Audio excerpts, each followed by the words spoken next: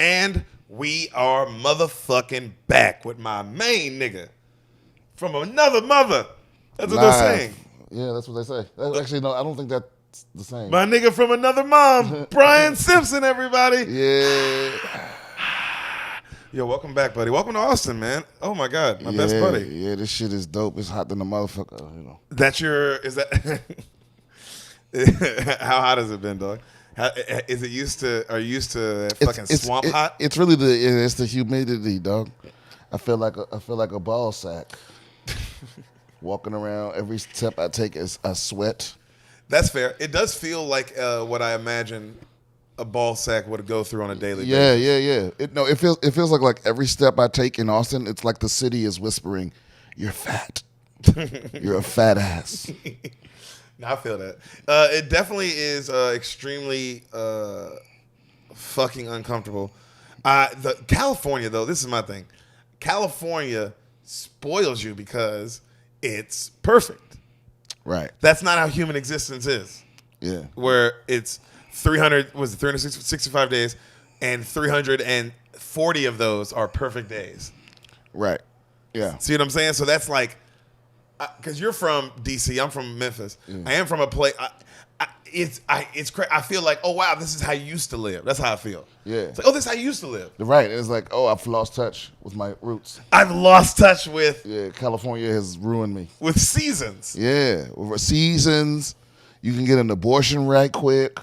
No, you can't get an abortion here. No, I'm talking about California. Oh, California, yeah. And if you need an abortion here, you are fucked. Or if you get caught with weed here, like in any of the small towns. So let's say you're going from Dallas to Houston, where weed is decriminalized, but you get pulled over in, we hate niggers section. That's just the name. But you would definitely, you'll go to jail there, fool, for like a quarter.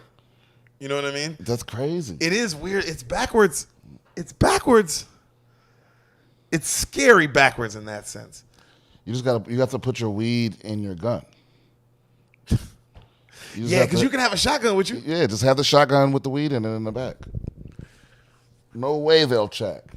Yo, if you hide all your weed in your sawed-off shotgun, my nigga, you straight. Put all your weed in your AK-47 in the bump, in the thing. But yeah, my nigga, I've gotten used to that out here. I like it out here. I miss just seeing everybody. I miss seeing you guys at the Comedy Store all the time. Do you feel like it's back, the Comedy Store, like it's back open since you've been back? I mean, it's not 100% back. You know, I mean, you clearly feel that. I mean, but by the time I get back, it should be back open all the way. Yeah. But the feeling is, it's the same. I mean, it's not the same because it's not the same people, but it's the same. Is there still a hang? Is there still like are there comics everywhere? Every night there's just a million comics. Is it there yet? Is it on its way there yet? No, there's an unofficial hang. Unofficial hang, but not a deep that. It's not like buzzing like it was. It's not like some guy.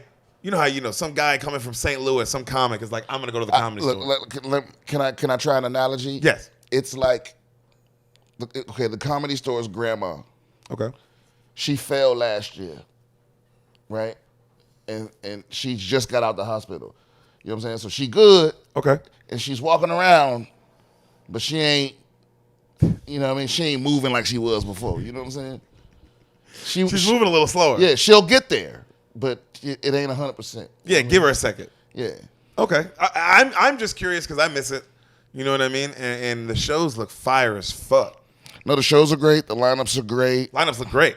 A lot of people are getting more spots that they weren't before. Better time slots. I've noticed that. The time slots are my favorite of what I'm noticing. I love that the time slots you guys are getting are so much better. A lot of people, not myself, are surprised at the spots they're not getting.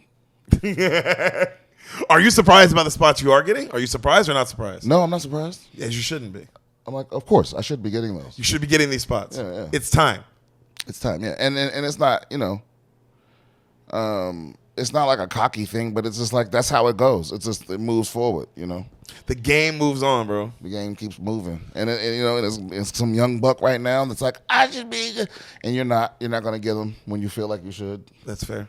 You know, it'll happen though. It comes. That's how it always happens. Right when you go, fuck it, then. Like it never comes when it would like change your life and boost your self-esteem and all that. It always comes when you're like, I fucking give up. And then you go, and then they go, hey, you passed. Well, a pandemic will do that to you. Yeah, and I feel like a lot of people are like nervous because some people really haven't performed in the whole time. Yeah, I've heard and seen and talked to. Yeah, yes. and I've been, you know, I've dabbled here and there. Like I don't know, I wouldn't have survived the pandemic with no sets. Yeah, like the first 3 or 4 months, I did nothing at all. Me too. Yeah, but you know, then you get a gig somewhere, a little here and there, a little private thing, or you know. Well, for us, me and Sam at least, we didn't start getting up fool until we came here. But when we came here, this was the only place open at that time. Like y'all still weren't open yet. New York still wasn't open yet.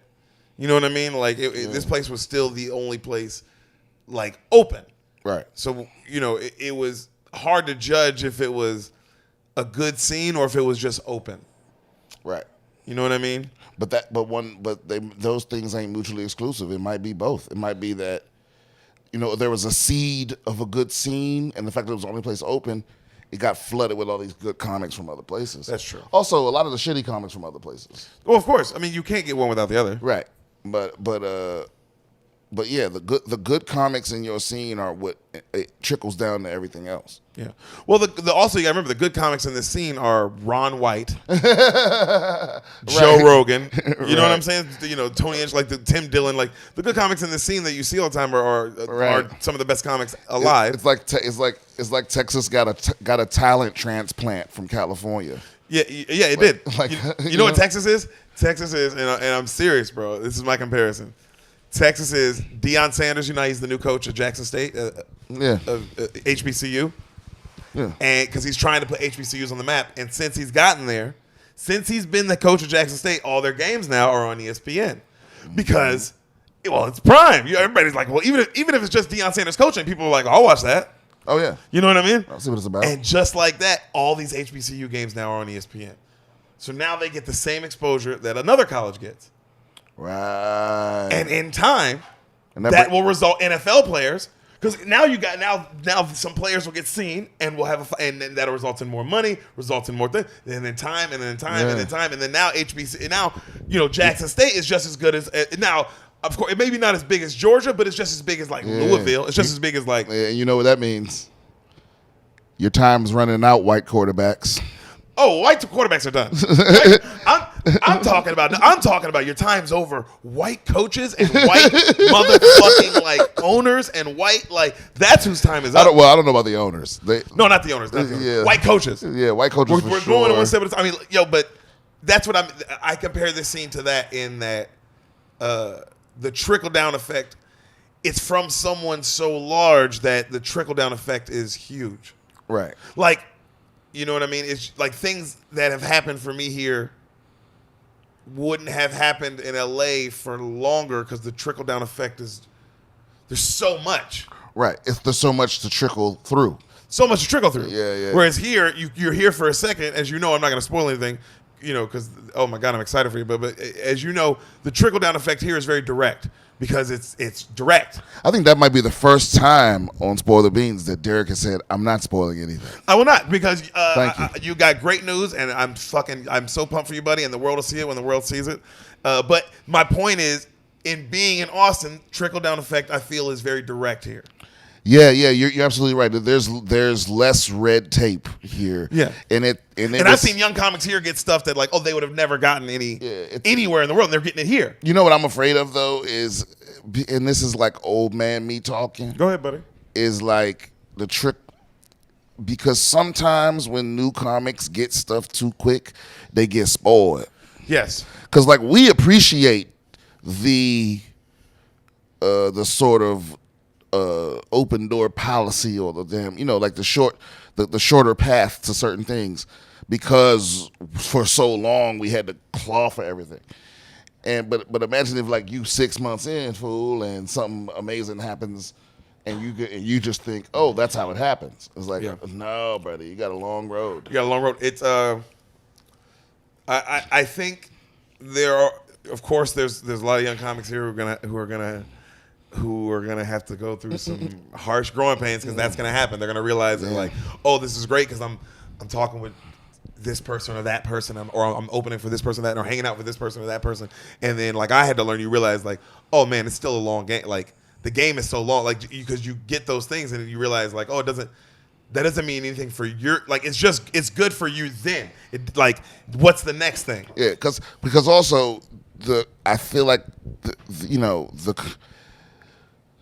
this place right now feels like there is a little bit of Hollywood and a little bit of small town comedy scene. Of course, in the sense that from a smaller scene standpoint, what matters here is only how funny you are. Yep. But you also get not the same, but you get a lot of opportunities that you would have only gotten if you'd moved to LA before. Yes. Right? So there's a mix of or New York, but there's a mix of that. Where it's almost like a small town scene where what the fuck you do matters. Yeah. Which no one, like that doesn't happen anywhere. Where it's nowhere else. But then again, I saw this great clip earlier today of Tim Dillon talking about it, of shitting on it, of Austin, because it is kind of shitty as well. Like it rains every fucking day, and this place kind of sucks. And sometimes, like, it's awesome sometimes too, but it sucks sometimes too, because you're not, if coming from California, it's so funny because everybody, like, it's like I don't compare it to LA. Like, oh, it's like San Diego was heaven to me. So everything since living in San Diego has been like, well, it sucks because I've lived in heaven. I lived in heaven. I have my moments, like when I'm in Austin and I'm indoors and I'm doing comedy, I'm like, this is the shit. Or the AC in this apartment? Yeah, but then it's like as soon as I step outside, I'm like, California, take my taxes. Take extra. I 100% agree, bro.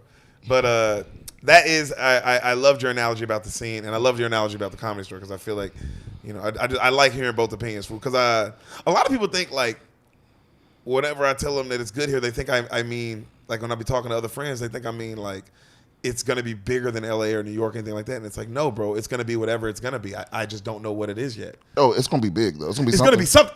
I don't even know what it's going to, it's just going to be something. And I keep telling, it's like, it's going to be something. I just don't know, But people are like, oh, bro, when you coming back to LA, when you come back to New York, I'm like, oh, once I see what this is. They're like, oh, what does that mean? And it's like, I'll know when I see it. Yeah. But I'm in no rush. I am in no rush to see what this is going to be. For me, it's like the dream. Okay, this is just me spitballing. Go ahead. Is to have a place in all three places, and I can just be wherever I want to be when I need to be. Oh, well, now you're talking big boy money stuff. Well, that's coming to you. That's coming to you. Big boy stuff. That's coming to you, and be sent within a year. I say this. What month is this? What is this? It's June. What are we in? June. Next year, June, you'll have a place in at least 2. I'll give you that. Ooh, which 2 though? Now I'm going to say Austin will be one of them because it's cheaper. Because it ain't going to be LA or New York. I don't know how much money you're going to have, but Jesus, my nigga, save some of it. You know what I mean? I would, because just if you did have a place in those 2 places, I'd be like, damn, bro, that's expensive. That's expensive. I know that's expensive. Got to do some timeshare. Whereas in Austin, nigga, you can have a house out here. I know. That's what's rent it out and rent it out, and then now it's making money on its own. But then your house is out here. In this beautiful place in Austin? Yeah, that's right. You're right. I mean, who knows? But we dreaming. Yeah, but my point is, that is, for this scene, because am I going to go back to LA or New York at some point? Of course. But I have to see what this is going to be. It's going to be something. And I'm just none of the clubs are open yet, and so much is happening here. There's one comedy club open out of the fucking 5 that are going to be open. Right. So it's like, well, what is this place going to be? Let me see. Let me just see what's popping. Let me see what this Joe Rogan guy's talking about. Everything else he's done has worked out. So let me see what this is about. Yeah, I mean, he don't be bullshitting. He also doesn't he doesn't put his hand in everything. And the couple things he does put his hand in have been UFC, podcasting, Fear Factor, stand up. You know what I'm saying? The Comedy Store. The Comedy Store. Yeah. Like the things he puts invests his time in, they work. You know what I'm saying? And I love the energy here of just getting up every night and doing stand up and shit. But I do miss because I get it somewhat here. You get to follow Fahim and I get to follow Tony and Ron White and shit and Tim Dillon and Rogan. I follow these people here. You go up behind them, not Rogan, but like you get to follow these people here, and it's nice because I got that at the store too, and it's nice to get it here. But I miss what I don't have here is the competition of.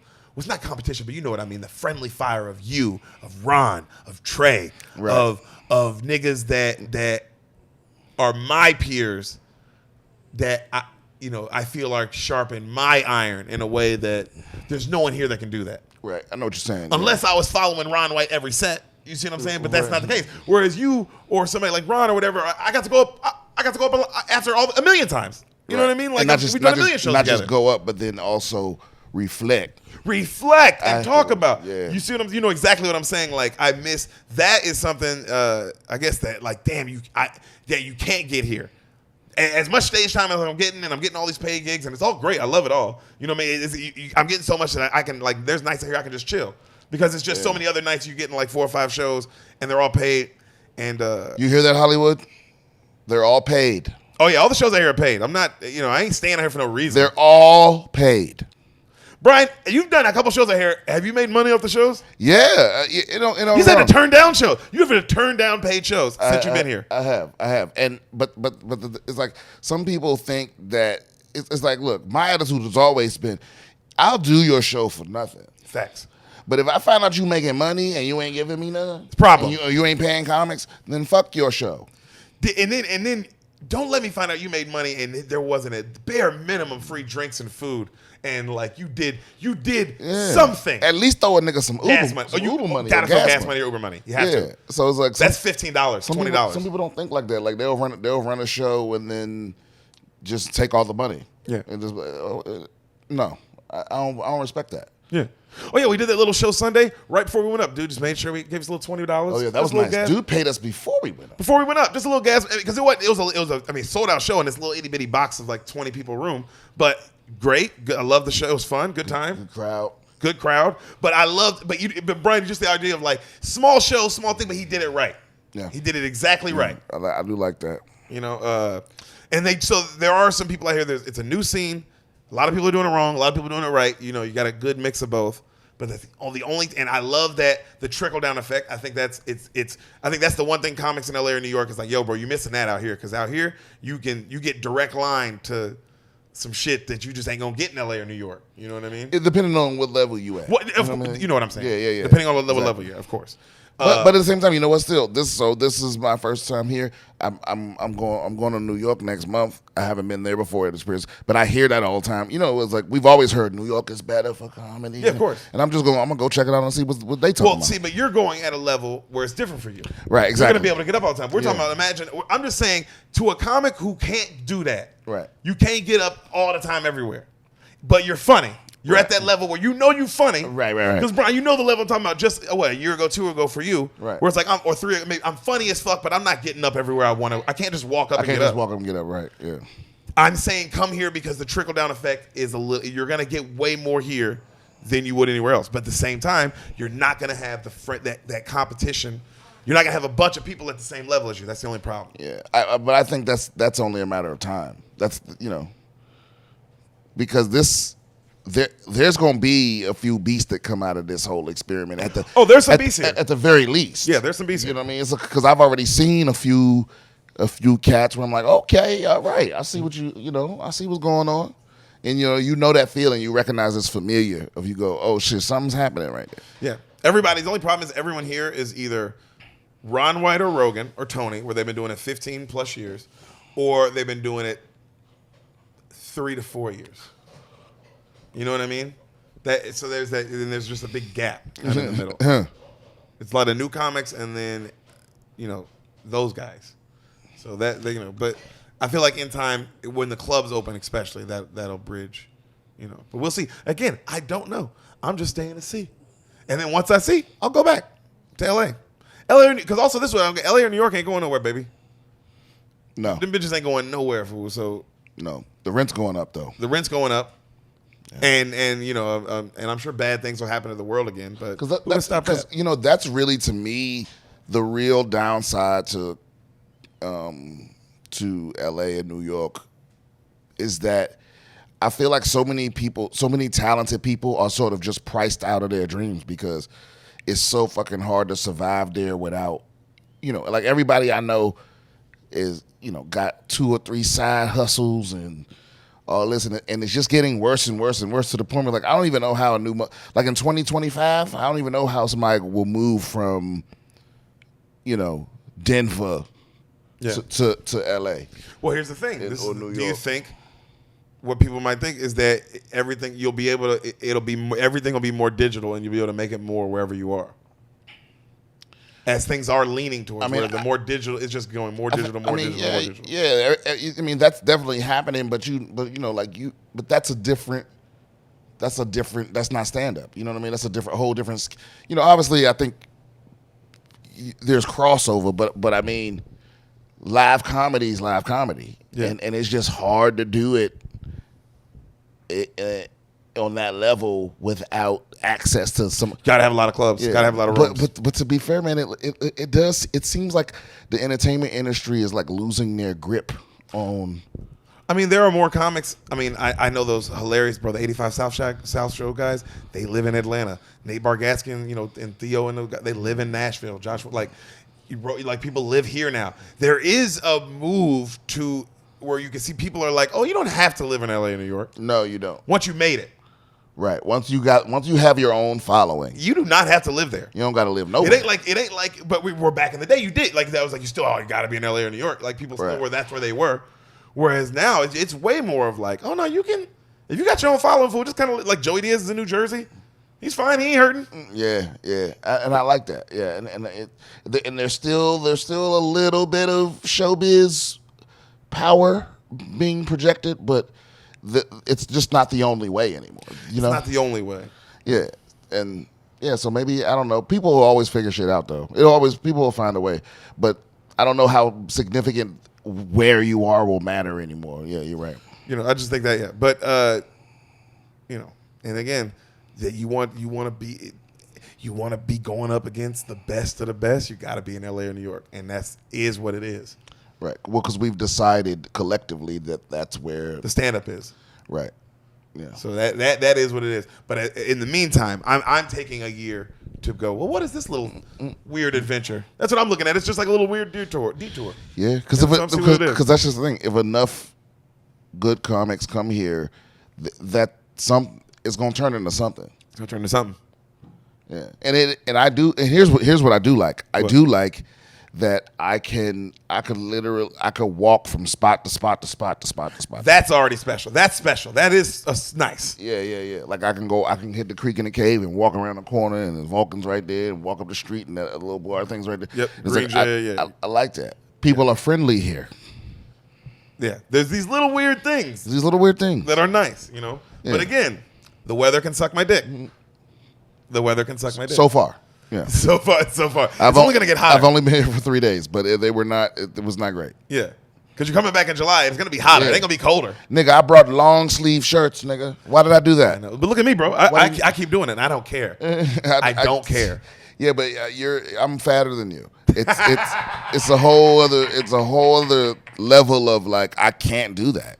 I cannot wear hot clothing at all. Oh, God. I think all you need to come to Austin is some damn some V-necks. Yeah, you need a lot of V's and a lot of T's. A lot of T's, yeah. Are those wife beaters? Or those A's? Or those A shirts? I was going for the rhyme more than anything. But yeah, I think so. Oh, okay, yeah. I think so. Buddy, you ready to hear a movie? Let's get it. Well, Brian, what movie is it?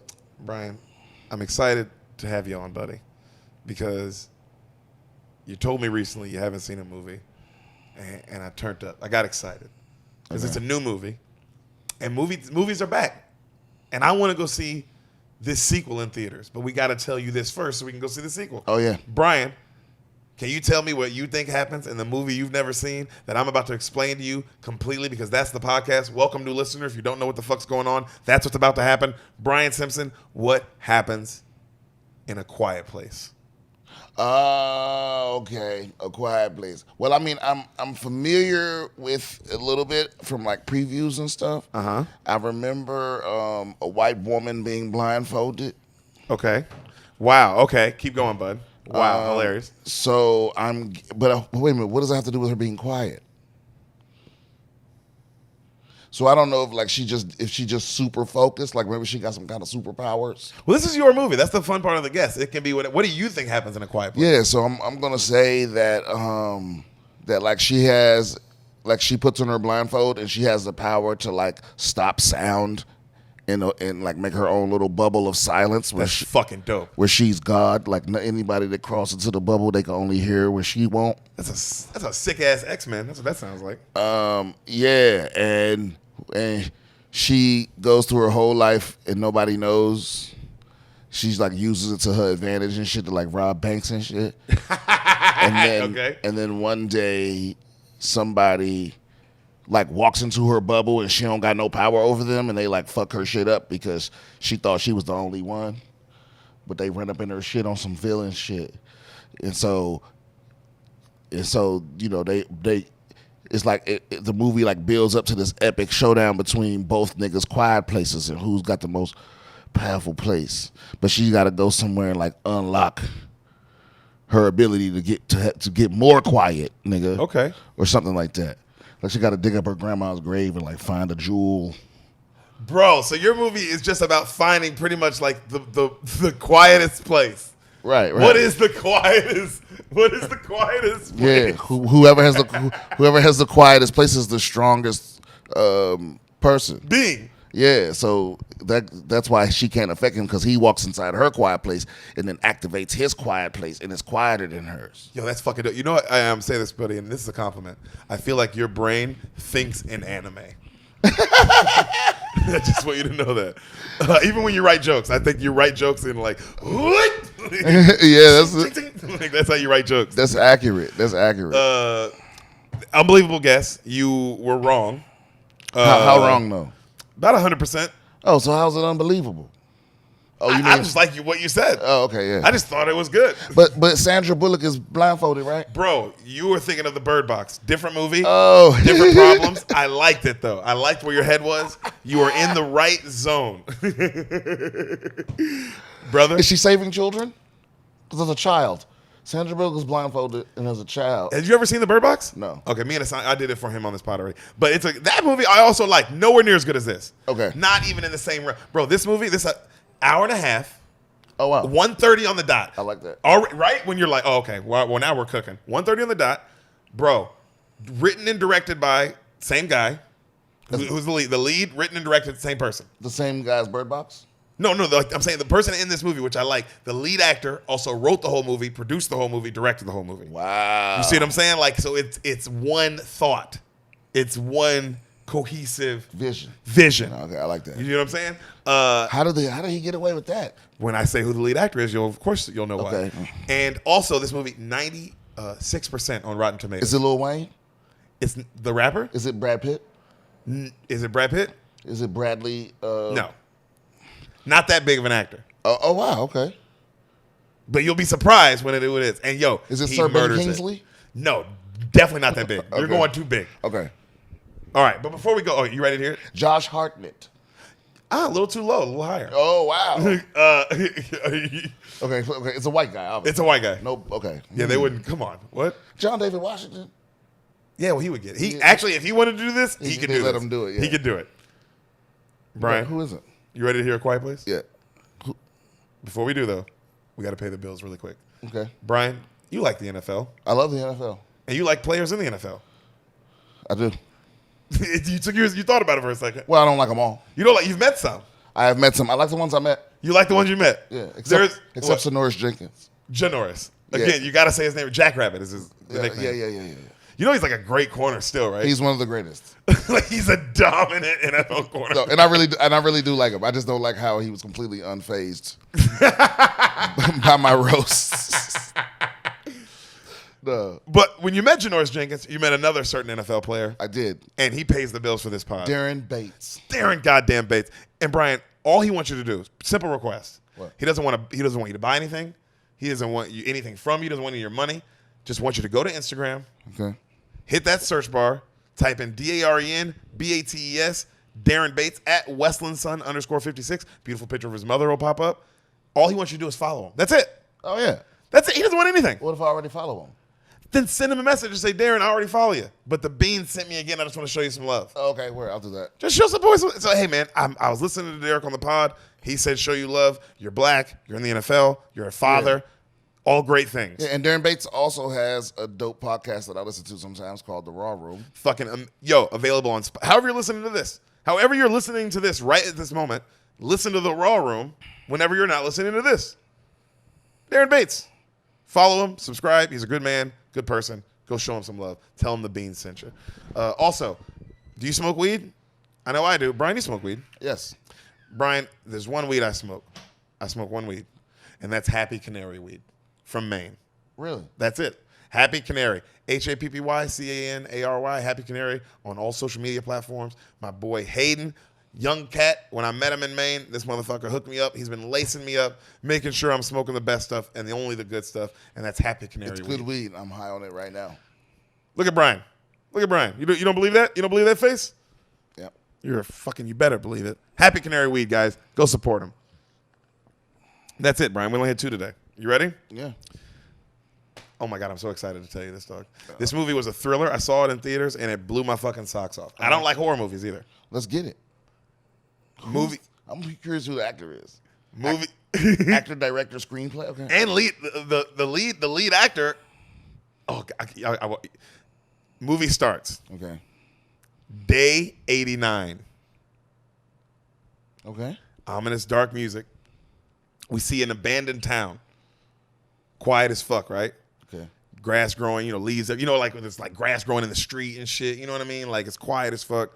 You see pictures of missing people all over, like boards all over the town, right? Pictures of missing people.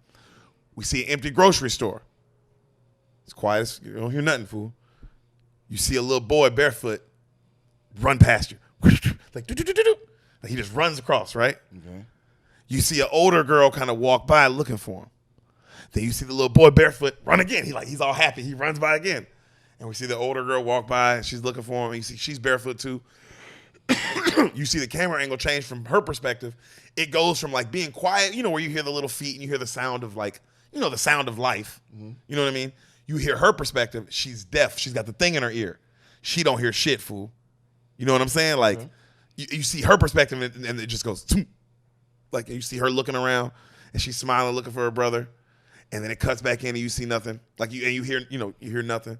You see a woman walk up, our lead actress, Emily Blunt. Okay. She walks up to this like medicine cabinet and they're at like the grocery store and she's quietly looking at this shit. She's being real careful, fool. She's looking and she sees something. She grabs it and she turns around and you see another little boy and he's sitting there and he's sick as fuck, fool. All right? He's sick as shit. She pops the pills. She goes over. She gives it to him, and she signs to him, right? And she says, "You're gonna be okay." Okay. The older sister comes up and she's like, "How is he?" And then she signs to the older sister, the deaf girl. She's like, "He's gonna be okay." All right. So the little boy just so I can give you the ages. The little boy that we saw running, he's like 4. The little itty bitty kid. Okay. Older sister's like 16. Little boy who's sick, that nigga's like 8. Okay. Those are the kids' ages. All right. You see the little boy, he's sitting in one of the aisles and he's like drawing a rocket ship. He's drawing on the ground. It's a big rocket ship. And the older sister comes up and he signs and he points and he signs to her, "This is how we're going to get away from them." And he's pointing at the rocket. And then she smiles at her brother and he gets up and he runs off again. And she kind of follows behind him. And you see the little boy, he puts a little table up and he looks up on the aisle.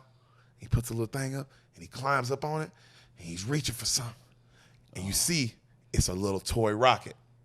He's reaching, and he finally grabs it. And when he grabs it, it falls. The sister comes over. I'm talking nigga. Odell Beckham's in. Bow! You know what I mean? And she's like, and they look over, and you see the father for the first time. Our lead, director, writer, producer of this, John Krasinski, Jim from The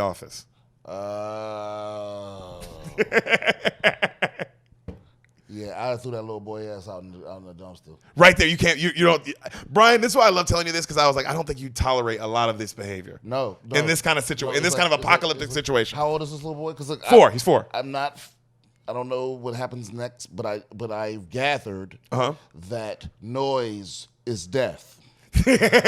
Just from these 5 minutes this has been going. And so, nigga, if you haven't wrapped your head around the concept that making noise is gonna get us killed, you dead to me. I'm gonna kill your ass. I'm not gonna let child or not. We can't because you can't have it. No, this is apocalypse, dog. With all the rules out the window.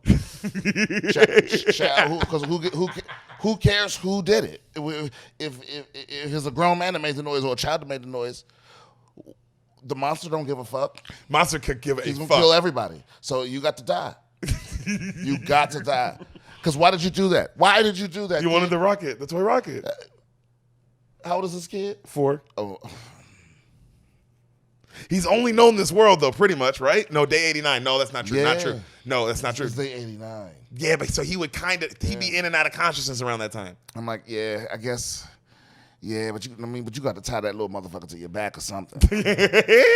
That comes up. Wow, I'm glad you brought that up. Okay, so she catches it. She's breathing. We see the father, John Krasinski, and he looks at them all and he's like, "Sorry, we're all right." He shows the older daughter all the supplies he got while he was looking around, and he got some this shit that he has to boost the radio signal at home. He shows he got these wire cutters that that he got her, and she holds them and she's like she signs thank you. Right? The mom walks up, Emily Blunt, and she signs, hey, it'll be dark soon, let's go. So they all get up. Right when they all get up, they turn around. The little boy walks up. He's got the toy rocket again. The dad's face is like, because he's smiling, and then he goes, this nigga can act, bro. He was always been Jim from The Office until this movie. And then this nigga was like, John Krasinski, okay, I see you. You know what I mean? Yeah, because he was also, he plays Jack Ryan. Plays Jack Ryan. So it's like, yeah, that's when I first seen him be like, oh, okay. Yeah. You ain't Jim from you can do this shit. Right. Oh, he a bad boy, bro.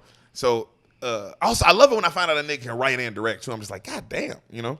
So the kid's got the toy rocket and he walks up and the dad's like super serious and he grabs it and he slowly turns it around and he slowly takes the batteries out that bitch. And then he sets it down and he looks at his son. And bro, he grabs his son and gets him real close, and he just signs, too loud. No, right? And then he gets up and he turns around, and the mom looks at the son, and she does a mom like, oh, I love you, it's okay. No, nigga, it's not okay.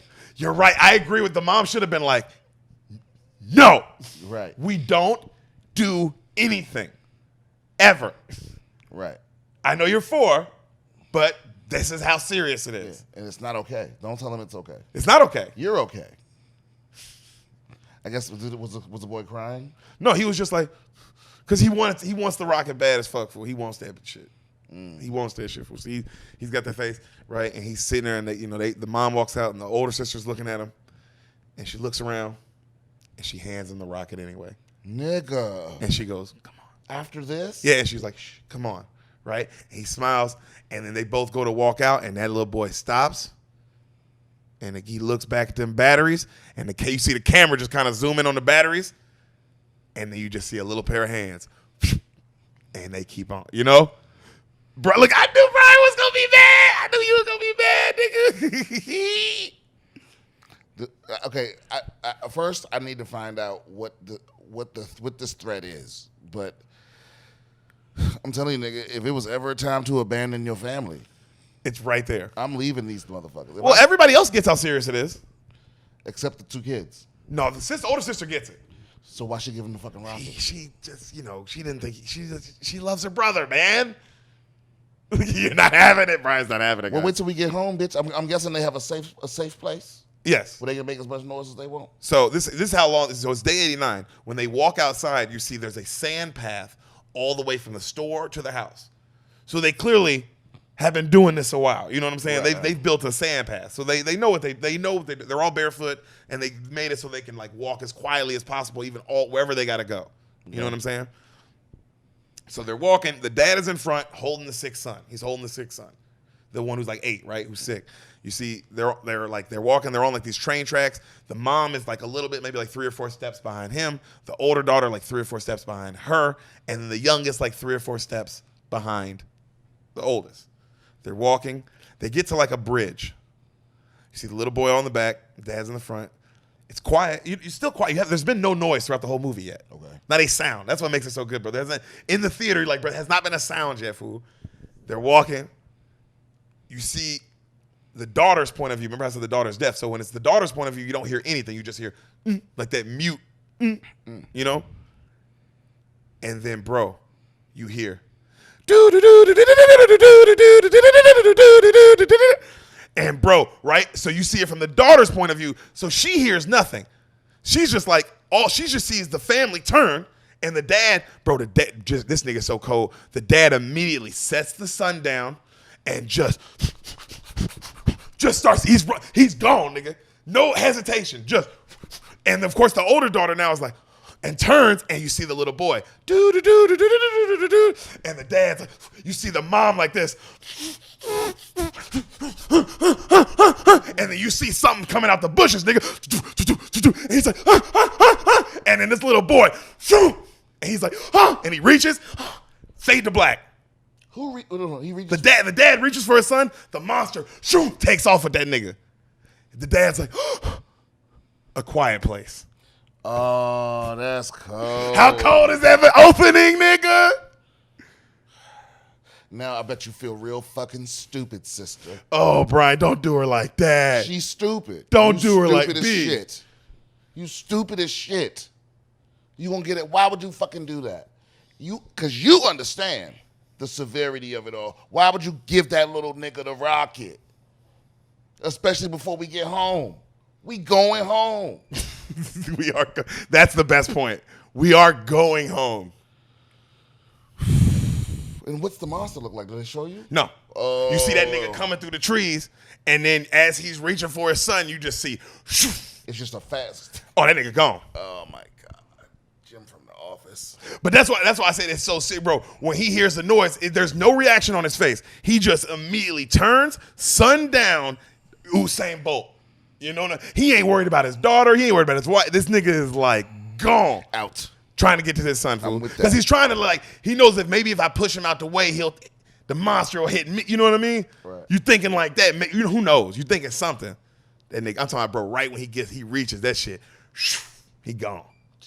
That's how fast these niggas are too, though. Jim from The Office. Okay. Day 472. Remember, we started on day 80. Okay. Older sister's way older now. Hopefully smarter. She's laying on a little sand area, and she wakes in a panic. She was having a dream of that day, and she's next to this huge cornfield. You see they planted a bunch of corn. Oh, wait a minute. Okay, it's the deaf sister is the older sister. Yeah, that's the one that gave him the rock. Yes. Oh, okay. So I still don't like her. Okay. All right. All right. I thought we were talking about two different people. No. All right. So her hair's cut short now. You see Emily Blunt walk up, and she's gardening, and she's helping her mom with the gardening and shit. You see John Krasinski on the inside, and he has cameras. He's looking at his security system, and of course he's had 470 days. So his security, bro. There's cameras on everything. Obviously, every inch of his property. Okay. You know what I mean? He's got cameras set up everywhere. And you see his office full is just newspaper clippings, everything he can study and read about these monsters. This nigga's trying to beautiful mind this shit. You know what I mean? He's trying to figure this shit out, fool. And he's got big chalkboards written up with all the things he knows. And what he knows, what we can see he knows, is that there's 3 confirmed in his area, whatever these are, okay? He has radio equipment set up everywhere, and he's doing Morse code on his radio equipment to he has millions of international frequencies, and he's just trying to one by one crossing them off. And you can tell that's his day. On some I Am Legend shit. This is what he does every day. Okay. You know? So we cut to, you see a truck on top of a hill, and we see a little boy in it. Remember the little boy who was sick? Okay. That bro, you see him. He's a little older, and he's in it pretending to drive. Is he? How old is this little boy? Is he 7, 8? So he was he's 10 now. He was 7, 8 when it opened. Now he's 10. Well, I guess now he's 9 because it's a year. A year has passed, so they're all a year older. You know what I'm saying? He's like 9 or 10, fool. So you see him pretending to drive the car, and then you see his dad walk up, John Krasinski, and the dad's like, come on. He climbs out. He's all sad, and the dad just like pats him on the back like, come on, boy. The little boy comes in the house, and he goes downstairs to his basement, and you see him helping his mom. And we see the mom, Emily Blunt, pregnant as fuck. Come on, Jim. She all the way, nigga. She 9 months. She there, okay. You see, she's setting up a baby crib, and we see the dad. Cut to the dad's up on like, it's not a, those big things they put corn in, food. These big like asylum things. Yeah. He was on top of one of them joints, food, and he's just looking at a box of, and it's just like a little bunch of stuff of his dead son. He's just kind of looking through it. We see the mom setting up downstairs for the new baby, and she's setting up like a crib that's in a box that's soundproof, and she's setting up a little gas tank with a little gas mask to put her baby out, obviously whenever it cries. Oh, wow. Like smart, like they thinking like ahead, way ahead. So the box is the boy that got snatched. Huh? So they found him, his body. No. I'm saying like so she's pregnant. No, but she's making a soundproof crib. No, but Jim was looking in the box of his dead son. Yeah. So, but it's just okay. So I'm trying to. It was just like his pictures and like his little toys. But it wasn't stuff. him. No, it was like little toys and knickknacks that and he's just thinking of them. It was shit like that. And he's assuming he's dead. How do we know he dead? Oh, he's dead. Okay. Hey, when you see how he gets snatched, it was like getting hit by a freight train, nigga. Okay. The thing's moving that fast. Okay, right. Like even just that alone, he dead. We don't even see, bro. Wait till you see how vicious these like. That nigga dead. Okay. Also, you gotta remember this whole town. Everyone's going. It's like I Am Legend. There's no one else around. Okay. So night hits. You see John. You see John Krasinski. He hits a button and a bunch of lights come on. Like he has like floodlights set up all around his place.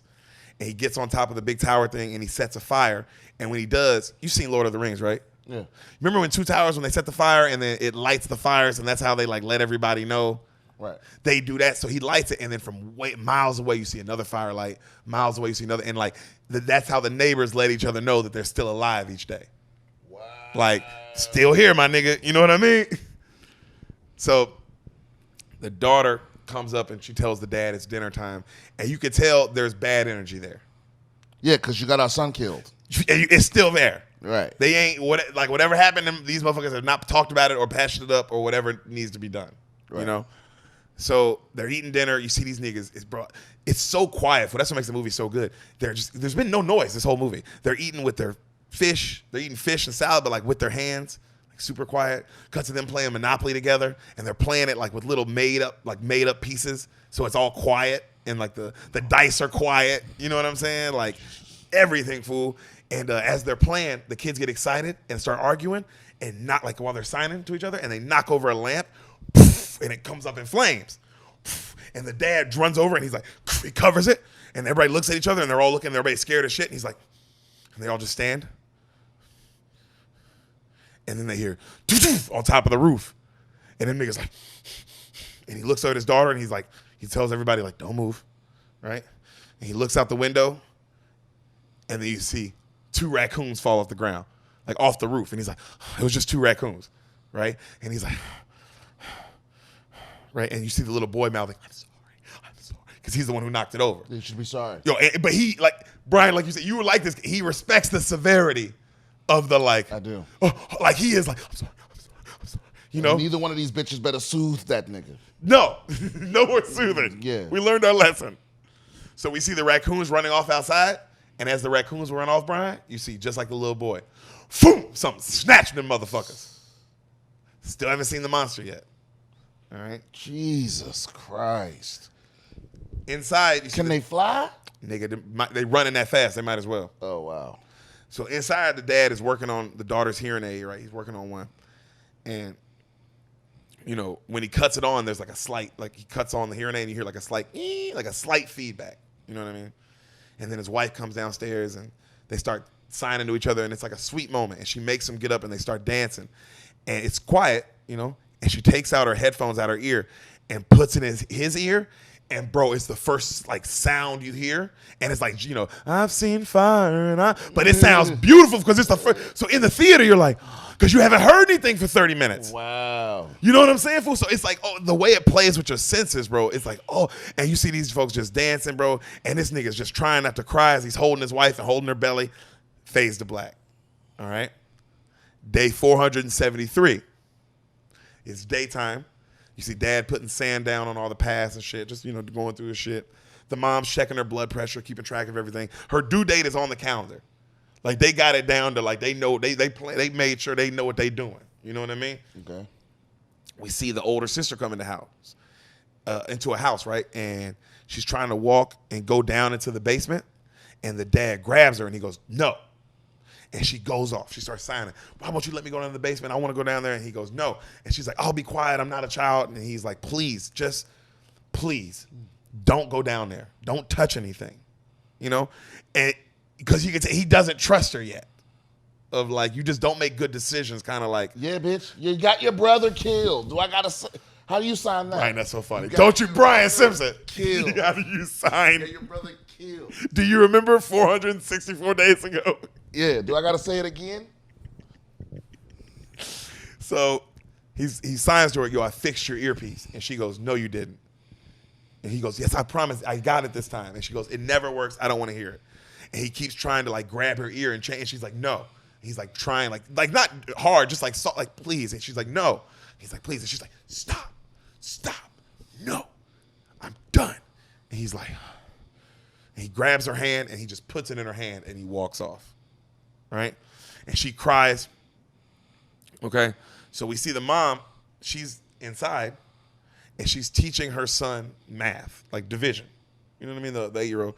And, he's getting in and they're going through. And then right then the dad walks in and he's got like a bunch of gear on. Like hunting gear. And he looks at his son and he's like, and then the son's all, he looks at the mom and he's like, please don't make me go. I can't go. And she's like, shh. I love it. She's like, you're going to be fine. Yeah, you gotta go. You gotta learn how to do this. You don't pussify the boy. Hey, no, this is first. It's age. It's of age now. It's like that time. Okay, yeah. It's like this is his first time. Like, hey, we got to do this because she's right. But the way she's looking at him, the mom is like, you gotta go. Yeah. Like I can't save you. And he's begging, and she's like, or you'd be like, you know what, you don't have to go, but then you're not gonna eat tonight. We gonna eat if you don't want to help. That's how serious this is. Yeah, you got to learn that's where the food comes from. It is not magic, motherfucker. Ain't no grocery. Like when we went to the grocery store, it was a risk because we went there for medicine. Right. You know what I'm saying? Like, of course, I don't understand why everybody had to go, but Yeah. Well, I guess you don't trust the kids at the house. Right. So, he's begging, and the mom tells him like, "Hey, your father will always protect you. You know your father's not gonna let anything happen to you. You'll be okay, right?" And then she's like, you got to learn to do this shit. You got to know how to take care of yourself, and then got to take care of me and your sister when we're old, right? And she makes him laugh, and then she kisses him, and she's like, it's gonna be okay. So outside, you see the boy. They're about to start going out. He's got his gear on, and he's begging his dad, like they're about to start walking. He's like, oh, please. He gets scared. He's like, please don't make me go. Please don't make me go, right? The sister walks up. She's like, I'll go. Let me go. And the dad goes, I need you to stay here and take care of your mother. Like he signs that, and she's like, it's fucking bullshit, you know what I mean? And then he goes and he kisses his wife, and she's like, I want to go. He doesn't want to go. And she's like, stay here. And then he grabs the son, and he's like, come on, And his daughter storms off pissed. Him and the son start walking, right? She goes up to her room, and she looks at the earpiece her dad made her. So she takes off hers. So she goes from hearing like a muffled to like nothing. When she takes it off, it's just silence. Okay. She puts on the one her dad made. She cuts it on. She like closes her eyes, and then she snaps, but she hears nothing. Like she doesn't hear it. And she's like, takes it off, and she's like, you know what I mean? Like, oh, I told this motherfucker. Okay. Stop getting my hopes up with this shit, basically. You know what I'm saying? And then she's mad as fuck, and then she grabs a bunch of clothes and grabs something out of a drawer and puts it in her bag, right? Cut to, we see the dad and the son in the woods. And he has fish traps all over the river. There's a river, and he's got fish traps all over it. He reaches in, and he grabs one of the traps, and it caught a fish, like a big fish, and he grabs it. When he grabs it, the fish squirms out of his hand, like that. And when he goes to grab it, it's like, like it makes him, like splashes water. The son freaks out and goes to run. He snatches that boy, like snatches him like bam. And the son's like, he's gonna like signs like, we gotta go. He's gonna hear you. We gotta go. And he goes, shh, calm. Monster. He goes, the monster can't hear us. The river is too loud. Small noises, okay. Big noises, bad. Look at me. You're okay. Like, you know, he's like basically like, hey, you think I'm gonna put you in a situation where I'm gonna lose you, nigga? Relax, you know? And the son's all scared. And he goes, come with me, I'm gonna show you something. And the son's like, okay. So cut back to the daughter. We see the daughter heading off. We see the mom doing laundry downstairs. She grabs all the clothes, puts them in these big bags, grab the bags. She starts heading up the stairs. As she's heading up the stairs from this basement, one of the bags catches onto a nail on the stairs. And she's like pulling, and then finally she pulls and it comes free, the bag. But when it comes free, it pulls the nail straight up. She goes upstairs. The camera zooms in on now this nail just on the bottom step. Oh, my God, no.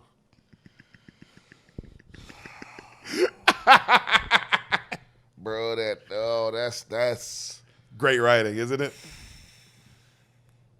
He takes his son to this huge waterfall. The son looks around and the son's smiling, and then John Krasinski looks around and he goes, yo! And the son's like, and he grabs him and he goes, it's okay. The waterfall. And then he looks at him, he goes, you're all right. You're all right. First words spoken. We're like 45 minutes in, Brian. Nigga, then why don't we live by the waterfall? It's not that big. Oh, okay. It's like a little, but they had to like go and get all the way up in it, and you know what I mean? And they're like, so like he can yell right up in it, you know? And he tells his son, like, go ahead, you go. Scream. I promise you'll be okay. Scream. And the son looks around, and the camera pans back, and he screams, and you see it from like the camera's perspective, and you can't hear anything. It's just the waterfall, you know? So cut to, we see the daughter heading into the forest. The older daughter with her backpack. She's heading into the forest.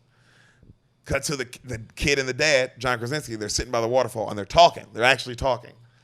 And then the son goes, why didn't you let her come? And he goes, man, he's like, I couldn't let her come today. And then he goes, do you blame her for what happened? And his dad looks at him, and he's like, no. And he goes, oh, well, she blames herself.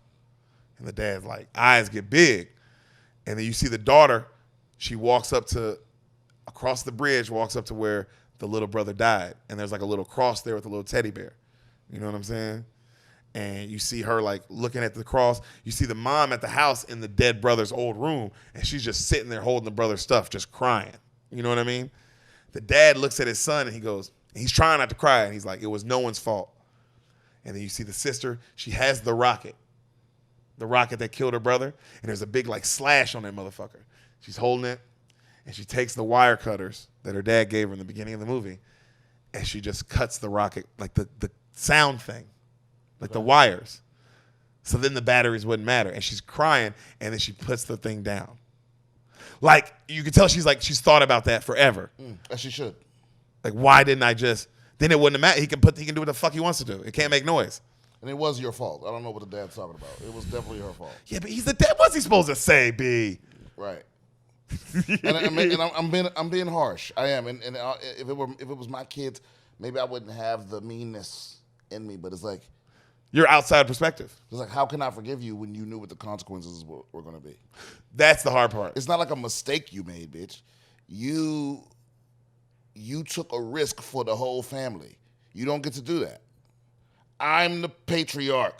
I've laid down the rules. You don't decide anything for us. Facts. You saw me take from him and take out the batteries. And say no.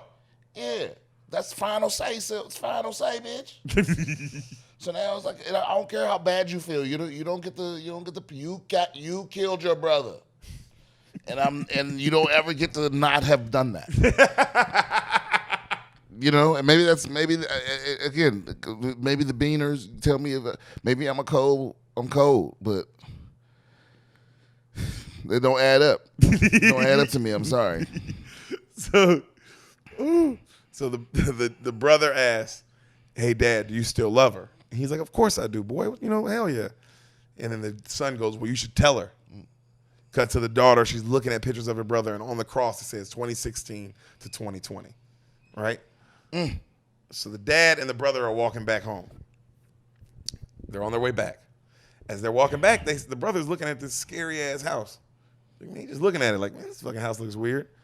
As they're walking, they see this old ass man pop up out the woods, fool. And this nigga looks fucked up. Like that. And John Krasinski grabs his son and he holds him. And they look down, and on the ground, you see this old man's wife. And she's clearly been fucked up by one of these monsters, fool. She's like cut in half, like all that kind of shit. And the old man's just looking at her, fool. And then John Krasinski, he looks at the old man and he goes, just like that, like, shh. The old man looking at him. He looks at his wife, and then John Krasinski's like, please. And the old man's like, ah! John Krasinski, just like the beginning of the movie, no hesitation, picks his son up, just takes off. Just, you know what I mean, nigga? That gone, fucking out of there. Track speed, bro. He gets behind a big tree, ducks down, and holds his son's mouth like this, like I can't even let you breathe, son. You selfish cunt. Who, this old man? Yeah. I hate it because it's just because my wife's dead, so fuck it. So fuck your family. Hey, bro, I'm not saying scream. Let me get him out. Yeah, let me get up out of here and do whatever you want. You like really? Also, I'd rather that because now I know where the monsters are. They're at your motherfucking house. Right. Like, oh man, that's so selfish. Golly. Yeah, wife dead or not, that's the most selfish shit in the world. Send my daughter to go live with you. So, bro, you know, he goes and he hides behind the tree and he holds his son's mouth and he hears that motherfucking monster coming. He sees the tree line moving and then you just see that thing come up and, bro, it's huge. Whatever it is, it's huge and the arms are long and it slices this old man in half. Nigga, shing, you know, blood just everywhere, right? These monsters just got real bad headaches. Bro. Shut, I got a migraine. I'll Brian. kill anybody that says it. Bro, that's the funniest shit. That's the best take on it. I've heard a million takes on this movie. Yeah. I've never heard these niggas just have a headache. Yeah, bro, when I have a migraine, bro, I'm a murderous. I'm like my worst self. Also, all sound is bad. Yeah, like what sound, light, stop. So the mom is walking out of the dead brother's room. As she's walking out the room, she looks down. Psst. Her water breaks. All right. She goes, the music, like that intense kind of horror shit starts getting real loud, bro. She heads down the stairs. Oh, no. She's controlling her breathing. She heads down to the basement. She's just like, damn. She has to stop at one point and get her shit together. Then she starts walking again. Bam! She steps right on it, nigga. And she goes, ooh, and then she drops something in her hand and it just shatters. I can't take this. And she's like, and she reaches down and she looks at her foot and she has to fucking pull it off the nail, Brian, like, and it's just blood gushing everywhere, fool. And she in labor. In labor, mid-labor. She walks down to the basement lights. She's just breathing. You know the lights that cut on? They're white. There's these white floodlights everywhere I told you about? Yeah. She changes them bitches to red. All right? So now it's nighttime. No, like it was already nighttime. Oh. Like the lights were on, but like there's a button to make them red to clearly like signify emergency. Oh, right. You know what I'm saying? Like so now all the lights around the house. It also makes everything look scarier because now everything around the whole motherfucking house is red, fool. You know what I'm saying? So she's fucking panicking. She's trying to get her breathing together. She's looking for something. You see her looking for anything. She finds a timer, and then another contraction hits, and she's like, bro, this bitch her acting is so good because she's just fucking in so much pain, fool. The dad is walking with the son. You see them walking up. They get over this little hill. They see the red lights everywhere. He takes off. He takes, nigga, because he knows, like, oh, Still shit. Running quiet. Oh, on the sand. Just take on the barefoot. You know? With the sun. Son right behind him. Oh. Come on. Sun fast too. So, keep up. Yo, the red lights, your mom knows red lights mean, hey, nigga, this is a problem. Right. It's not like you're going to walk in the house and you're going to be like, we need to talk. Bro, Brian. You know what I mean? She's like, I just think you don't say enough. This nigga sweating, looking around for a monster. Right. No, them red lights mean, nigga, either I'm hurt Right. or I broke something. I made a noise. I made a noise. Right. So- Which in both are true. Both are true. So, bro, the wife hears the thing upstairs. It's growling, and this is the sound it makes, bro. So you hear it going. It like clicks. That's the kind of sound it makes, fool. Oh, like echolocation. Yeah, kind of that shit, right? So you hear the timer across. She sets it across the basement, and she walks to the other side, and she's just like, and then the thing comes down, and she's just staring at it. You finally see it. You finally get to see the monster, which is such a good movie that they don't show it till the end of the movie. Yeah, that's perfect. Yeah. Great. It looks like. So their head is huge, like an alien head. The arms are long as fuck. The legs are long as fuck. But other than that, it kind of looks human. You know what I mean? But other than it's like the skin is black, obviously, and the head is like this monstrous head. But it's just the arms and legs are long, like crazy long, fool, like a spider or some shit. Okay.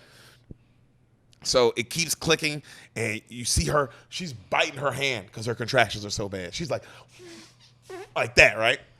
The camera zooms in on the monster, and the monster's head opens up like some predator shit.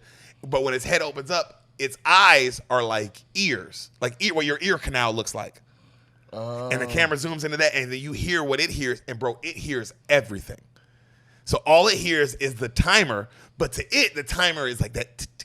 It's like boom, boom, yeah, nigga. Right, you know what I'm saying? So he hears it, and then he like the timer. Right when he hits the timer, goes off, and this nigga like runs at it and starts like fighting it. While this is happening, she's able to fucking head up the stairs. You know what I'm saying? As she heads up the stairs, the lights cut off. There's another she looks like the lights all cut off. There's another monster she sees run outside. So now she knows, oh shit, there's two of these motherfuckers here. You know what I'm saying? The dad, you see the dad and the son, they get up to the house. The dad gives his son a flashlight, and he signs rocket to him. The son goes, no. And he grabs him, like, look at me. I need you to make noise. And the son goes, grabs him. Help your mother. You can do this. Go. And like he pushes him like, we're not, and the son takes off. And you see the son doesn't want to do it, but it's like, yeah, it's mom. And it's like, hey, I'm not asking you. You're going to go fucking do this now. It's like, why doesn't the family understand? Every time people don't listen to me, Dad, somebody dies. Have you guys not noticed I'm on level 10 at all times? I'm sleeping on level 10. Right. I'm sleeping like this. Like Kendrick Lamar. Are we on 10 yet? Yes. Yes. I've been on 10. At all seconds. Where's the sister? So. Okay. You can do. Man, I'm about to watch this, fool. Oh, bro, it's so good. Yeah. It's too good. So we see the mom now upstairs. Bro, she got upstairs. She's in the bathtub. She's just sitting there, bitch, in pain, fool. You see, she's just holding her pussy like this. And it's just blood going into the drain. You see blood just coming out, going into the drain, bro. You can't let the baby come out because it's going to cry. She's just holding it, fool. She's like, bro. I remember this part of the theater. I remember looking over. Sam was like this. Like she can't even watch, fool. The monster's heading upstairs, fool. She grabs a blanket, covers herself, right? You see she's just breathing, fool. The kid, you see our boy, the son, he gets to a certain spot. He opens this big box up. He grabs a lighter, and he starts trying to light something. The mom is just sitting there. The monster's getting closer and closer and closer. The dad is loading up a shotgun in the house, right? As the monster gets super close, the lights all go out. And so you notice that, like, okay, every time the monster gets close, the lights all cut out. What's that about? I don't know, but it's something you notice. Okay. You know what I'm saying? She's trying to hold her scream, bro. She's trying to hold it. She's holding it. She's like, right. The monster's like right up on her. Nigga, the kid lights something, like a little wick. The mom goes, right, and the monster's like, right when the monster lights up, nigga, the kid lit a bunch of fireworks. Shoo, pa pa pa pa pa pa pa. The monster takes off. Because it go like what the kid lit was a bunch of fireworks. Okay. That was the plan. Like, you know what I'm saying? Like light all those fireworks. That like they had a bunch of fireworks set up just in case something goes down like this. You know what I mean? Okay. So the monster now takes off after the fireworks, bro. The daughter, who was just kind of like walking back casually from the forest, sees the fireworks and is like, oh shit. Takes off running. Because she knows, we only like the fireworks Right. if. Second time I didn't listen to that, by the way. Yeah. You out the family. I'm sorry. Dad comes through the house, Fireworks are going off all through outside, right? He's got the gun in hand. He's looking around. He follows the blood trail up the stairs. He sees like the monster's claw marks have like scratched the whole fucking house up, fool. He goes up into the bathroom. There's blood. She had a baby in the bathtub, fool. So the bathtub is just it's a bloodbath. Right. You know what I'm saying? And this nigga sits down, thinks his wife is dead, fool. He's fucked up. He crying and shit. He tries not to scream. He's holding his mouth. He looks over. There's a bloody hand on the shower thing. He opens it. His wife is in there. You know what I mean? Like passed out holding the baby as the baby's like, you know, and he just grabs her and starts kissing her, fool. And she's just like, she out. She's out for real. Right. So that's not consensual. No. The little boy walks back. As he does, so the little boy, remember that little boy set up all the rockets? Okay. He's walking. And they're still going off. They stopped going off now. Okay. So now it's quiet. He's walking back towards the house. He hears something. He stops. He turns his flashlight on. He's in between, like he's walking in between like the thick of the corn maze, like this corn maze, right? His flashlight starts going out. Like the light goes out. He starts breathing heavy. He hears something like that shit. He takes off running into the corn maze. He's just running. You hear something getting closer. And this nigga, bam! Remember there's a truck? In the beginning, he runs right into it, knocks himself out cold. All right? Okay. So he's out. So the father is holding his wife like this. The wife is holding the newborn. They're both out cold, right? And he's walking them from the house to this outside barn area that they set up. Remember I said they had the gas mask set up and they had the soundproof thing? It's in the barn, though. So he's walking them across the field. The baby wakes up. And he starts walking a little faster. You know, the baby starts crying. This nigga just keeps walking. Baby's crying now, straight up. You know what I mean? This nigga walks. He walks downstairs. He planned everything, nigga. He walks into the barn, into this little basement in the barn, and on top of the basement thing, there's a mattress. This nigga, as he's going, with all of his strength, is like pulling this mattress over top of the thing, and it covers him up. Right then, you see the monsters walk into the barn. All right? So now they're covered up under this mattress in this little basement in the barn. You know what I mean? Baby's kind of crying. He hears the monsters upstairs. He cuts on the gas machine. He puts it on the baby. The baby still keeps crying. He puts the baby in the box, right? The sister is walking back. As the sister's walking back, she looks over to the right. She sees a random flashlight in the corn maze. She's like, what the fuck? She's looking at it. She gets on the ground to like look like in that, like at the eye line of the flashlight and like see what it is. As she does, she's deaf though. The monster's right behind her, but she can't hear that shit. Right. So the monster walks up right behind her, fool, and the monster kind of opens its head, and you see its teeth for the first time, and it's just like a trillion shark teeth. You know what I mean? And bro, right then she cuts up her hearing aid a little bit, and that shit causes a little feedback, like ooh, and it fucks the monster's head up. Like to him, it's like, you know what I mean? Like a piercing. Oh, that's cold. That's cold. So the sound is not your enemy. The sound is your friend. Oh, Brian shit. got there already. Yeah, nigga. So now all you need is the right album, nigga, and the right speaker. You better get that Wu-Tang. Yeah, get that 36 Chambers, nigga, and clear these niggas out. So yeah, okay. The monster's head's going crazy. Her head is ringing too, but she doesn't know what's going on. She's like, the fuck? The monster has to take off. It can't even be around her. You know what I mean? Because it's fucking with its head too much. So she kind of looks around like, what the fuck just happened? Right then, you see the wife having a dream of the baby getting snatched in the beginning of the movie, and she wakes in a panic, and she looks around, and then John Krasinski's there, and he looks at her, he goes, you're safe. Like he's talking to her. He goes, you're safe. You're safe. The mattress works. They can't hear us down here. And she looks at him and she goes, where are they? Where are our kids? And he goes, I'll find them. And she goes, how? She goes, where was he? He was with you. And he goes, rockets. And she smiles and like he did it, like proud of her son, like, oh, he came through. You know what I mean? Like right. That he had to come, you know, and she's like, okay, but she goes, you know, well, he knows where to sit and wait for you there. He goes, he does. And she goes, what about our daughter? He goes, they're smart kids. They know the drill. They know where I'll find them. Like, in case this happens, it'll be fine. The wife's crying, And, you know, the baby's crying, and the baby, they look over, and she goes, it's a boy. It's quiet. The wife goes, you know, I could have carried him that day.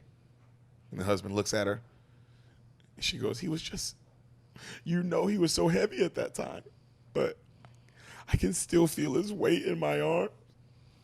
He was small, but he was heavy, you know, but my hands were free. And she keeps crying. She goes, my hands were free, my hands were free. And then he goes, hey, stop. We can't think like this. You know what I'm saying? Thinking like this, right, drive you fucking crazy, fool. He's like, if we're going to blame anybody, it's our daughter. If it's anybody's fault. If it's anyone's fault. What a thing to say. And then she goes, you have to protect our kids. You have to. Promise me. And he looks at her. Cut to, we see the sister walking through the maze towards that flashlight.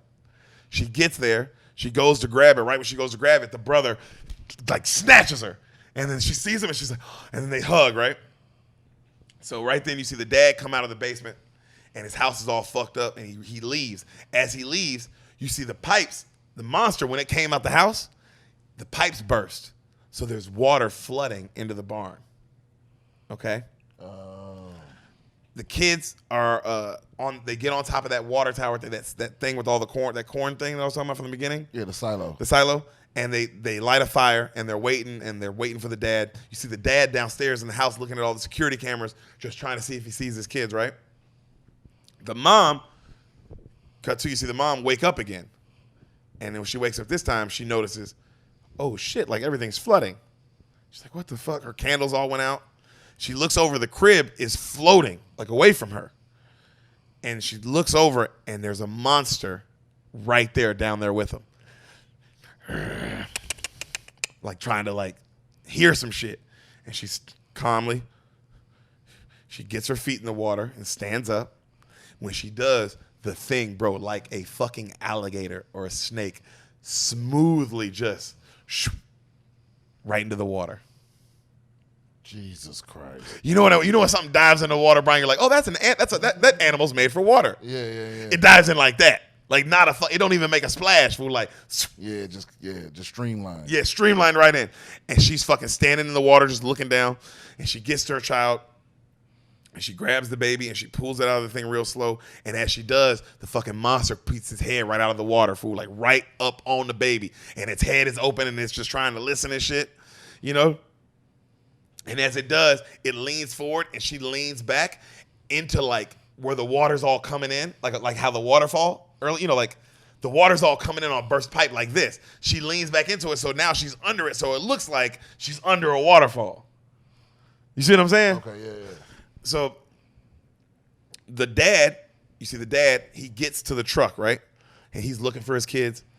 The monster opens up its head and it's looking for, you know, like it's looking for the mom, right? It still doesn't hear her yet. It's looking for the older sister. Right then, they're standing on top of the silo, and she tells the little brother, like, hey, Dad's not coming for us. We need to get out of here. He's like, yes, Dad is too coming for us. Like, they're signing to each other. Dad is too coming for us. He's like, no, he's not. He would have been here already. He's like, just wait. You need to keep waiting. And they're arguing, and as they argue, this nigga walks forward and falls through the silo. The dad? The little boy. Oh, okay. The little boy and the little girl. So the little boy and the little girl, they're arguing. The dad is looking for them. They just lit the fire. They lit the fire in the silo. The dad didn't come. They argued like, oh, let's go. Dad's not coming. He said, yes, he is. As they're arguing, the little boy falls through the silo. That makes a lot of noise, obviously. Okay. All right. When he falls through the silo, the monster in front of the mom hears it, takes off. Okay. The brother is now drowning in like all this corn seed in the silo. As he's drowning, a door is like the thing that he fell in, like the little doors that are swinging because that he fell through, fall because they break. And they fucking almost kill his ass, fool. You know what I'm saying? Okay. And it fucking hits, and he's like panicking, and he's just trying to hold on to it. And the sister's signing, like, shh, you gotta be quiet, you gotta be quiet. He doesn't hear. You see the dad is like, he turns, he's looking at the silo because he knows something's going on, and he hears like that monster running. He turns, the monster runs right by him towards the silo, and he's like, oh shit. You know what I mean? Like, that's gotta be my kids. Right. You know? And they're following my plan. Yeah. Yeah. So he fucking takes off after it, bro. The daughter jumps into the silo with the brother because the brother's drowning, and she pulls him up on the door to save him. As she does, she falls in and she starts drowning. The little boy has to reach in and grab her up. They're both like breathing heavy, right? As they're breathing heavy, they hear the boy goes shh, because you hear like outside loud as fuck. He's like shh, and then right then the monster, bro, boom, just jumps into the silo, bro. Like lands in that bitch. They take the door and they put it over themselves. Her ear thing goes off again. The silo, like inside, and the monster's like, nah! Like as it starts piercing its ears, and the monster's like, ah, and it busts out the silo. Okay, and takes off. Okay. All right. So, cut to, we see the mom. She heads back down to the basement where the security cameras are. She's holding her baby. She's just watching on the security cameras now. The dad sprints up towards the tower. The kids are able to jump out the tower now because the monster ripped a hole through that bitch. They fucking see each other. They're hugging, right? The mom is just staring at this on the camera. Okay? Okay. He looks at his kids. He goes, like, he signs, like, are you okay? They're like, yeah. And then they hear in the distance. He goes, shh. You hear it again.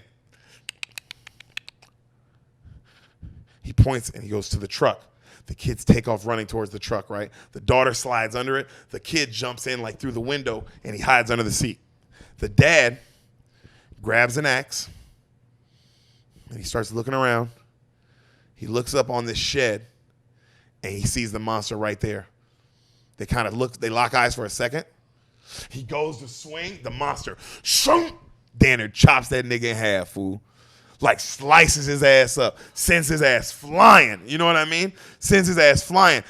The kid, the son, sees this, goes, Dad! The mom, she's watching on the security cameras and she hears the dad scream and she just like, her face just drops. No discipline. You know what I'm saying? The sister gets immediately in the truck. She grabs the brother. She closes the door. She rolls up the windows, right? Her ear sting starts going off again crazy. The monster's going off the monster because it's fucking with the monster. She doesn't, but it's fucking with her head too. But she doesn't know that it's fucking with the monster yet. You know what I mean? She still hasn't figured it out? No, I mean, she's never seen it happen. Okay. So she cuts her ear thing off. So now the monster can like focus. And it starts fucking up the car and it's smashing at the car and it's going at it and it's going at it. The dad comes to. Chopped in half. No, I sliced him in like damn near, like sliced him like this. Oh, but it didn't like slice him clean through. No. Sliced across him. Yeah, like he would die. This is that kind of wound. Okay, right. You dead. Okay. You know what I'm saying? Yeah. And he's like, and he stands up, and he uses the axe and he throws the axe down. And when he does, the monster that's wrecking the car looks up, and the monster's staring at him. The daughter looks through the windshield of the truck, and her and the dad are looking at each other, and he signs, I love you. Oh, Jesus, fool. And then she's like, her eyes get big, and he signs, I've always loved you. The mom is watching this on the camera like, and then the dad just goes, ah! You see the monster take off after his ass, bro, and then the son, very smart, because the car, remember I told you the truck's on top of a hill? Right. Releases the emergency brake. The truck just starts rolling down the hill towards the house. You know what I'm saying? Okay. As it's rolling down the hill, the daughter watches as this monster now slices her dad in fucking half. All right? The truck rolls all the way down the hill. They get down. The mom is waiting for him, shotgun in hand. The kids run up to her. They're all just hugging and crying. It's quiet for a second. And then you hear what, Brian? Yeah. It gets closer and closer. It comes toward them. They all run in the house. They walk downstairs in that little basement area. She's like, look out for that nail, obviously. She's like, hey, there's a nail here. Right. You know? The mom and son hide, right? The daughter, remember how the daughter always wanted to come in the basement and he wouldn't let her? Right. The daughter comes down to the basement and she's looking at all the wall and she's looking at everything. And of course, it's all this shit. Like, she's like, oh my God, my dad has been like obsessing over these monsters. Like trying to figure out what to do, you know? And as she's looking, she goes over to another corner of his office. And this shit got me, fool. There's posters and books everywhere on how the human ear works. And on his desk are hundreds and hundreds of earpieces. Oh man. This nigga loved his daughter. You know what I mean, fool? Yeah. And she's looking at it and she just starts crying, obviously. And she shows the mom. And as she's showing the mom, right, then the lights go out. All right? The older brother, the mom hands the baby to the older brother. She grabs the shotgun and she's like, shh. Right then the monster comes right down the stairs. She's got the shotgun pointed right at him. She's looking at her son. She's like this. She's shaking all nervous, like, right? The monster's head opens up wide. And you hear the sound of it, like listening, and all it hears is that one of the TVs is on, so you hear like the static of like shh, but the monster hears like shh, you know, and it smashes a fucking TV, right? And then she still has the gun on him, and now she's more scared. And the little girl, she doesn't hear anything because her thing's not on, so it's just mute. And she looks around the room at all this board and all this shit of her dad studying this monster, and she looks at the whiteboard of all these things that he's written. And one of the things he's written, and it's circled, and she zones in on it, and it says, what is their weakness? And she thinks about it, and she looks down at all the earpieces, and then she looks back up at this nigga's head wide open, listening, and then she fucking cuts her shit on. And that thing damn near, like does all that shit, right? Like its head starts like convulsing and shit. And the mom, of course, is like, what the fuck? And the mom looks back at her daughter, and the daughter is like this. But the daughter's like watching, like doing it on purpose. The monster flails and flails and flails. The daughter looks down, and her father has a microphone that he was sending out that Morse code shit. And she takes the microphone and she puts her ear mic up to it and just, you hear that loud feedback, and the monster like, and passes out. Right? Wow. So now they got one to study. Yo, passes out, fool. They're all looking at each other. They all can't believe it, right? So they're all staring at each other. The mom grabs the daughter's shoulder, like, good job, And then right then the monster, like, gets back up, but its head is still open. Because remember I said they're open, but its head's still from, like, all the, like, it fucked its up. So its head is, like, still open, and the mom just, bam, pulls that, and it fucking blows that nigga's head apart, fool, and that thing just falls. Poof. Oh, their weakness is bullets? No, their head's got to be open. Oh, okay. Remember I told you their head don't be open, fool. Okay, right. So now they're all looking at each other. And then right then, all the lights around the house start to flicker. Yeah, because the other two are coming. Right? She looks at her daughter, and then looks up at the security cameras, and you see from far away the monsters on one camera, then on another camera, like working, like they're getting closer to the house, right? She looks back at the daughter again. The daughter has a serious face. She looks at the microphone, cuts the volume all the way up, grabs her earpiece, looks back at the mom. The mom goes, A Quiet Place. Yeah! Yeah! Yo. Yeah, that's what's No, that's good. That's a good ass movie. Because that just from you telling me the story, it was incredible. Yeah.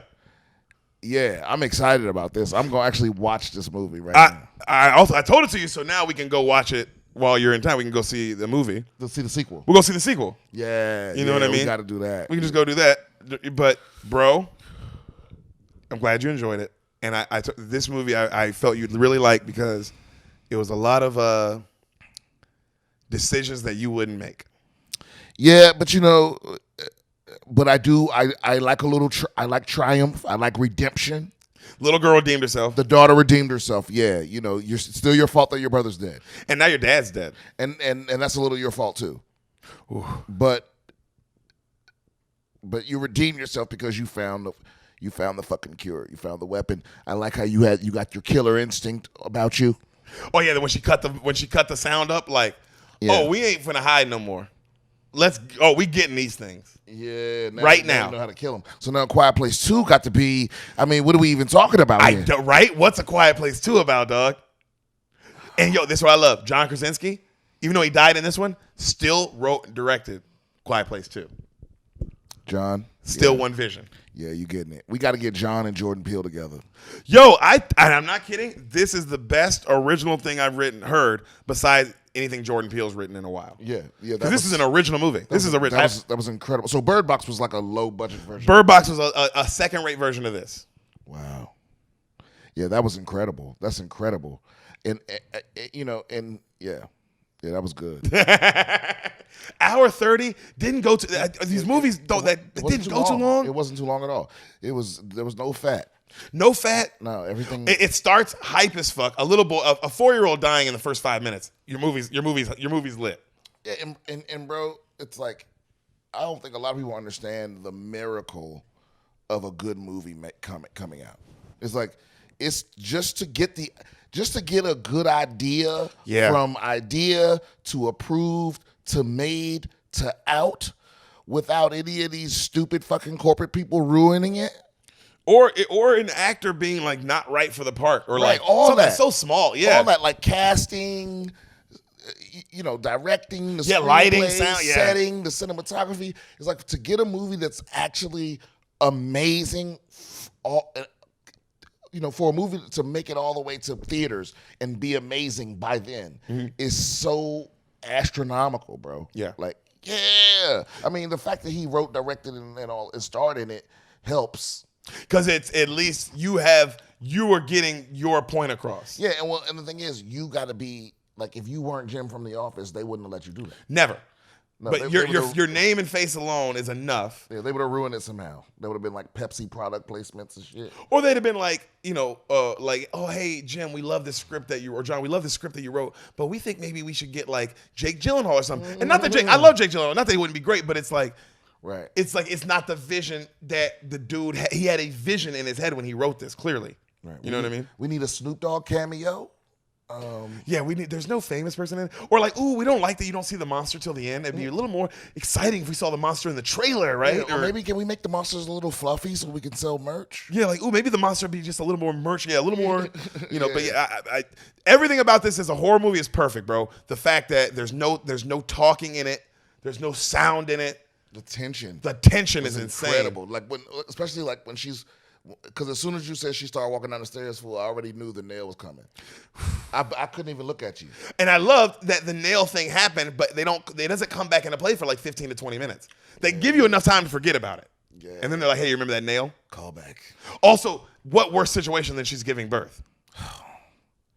She's giving birth. No one's home.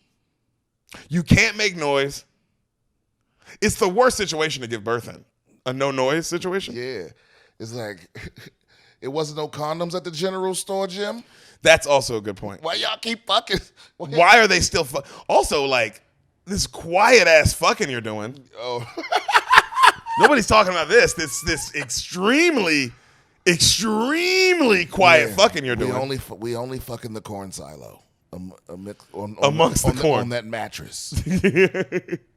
Well, I'm glad you fuck with the movie, dog. Yeah, it was dope. Thanks for doing another Beans with me, brother. Of course, man. I'm glad you're back. When you're back in town in July, can I have you back on? Yeah, of course. We'll have him back on in July, Bean Mafia. I'll be back. Go show our boy at BS Comedian some love on Instagram. Anything you want to plug, bud? Any show dates? Where can they see? You're going to some place. When is this coming out? This comes out tomorrow.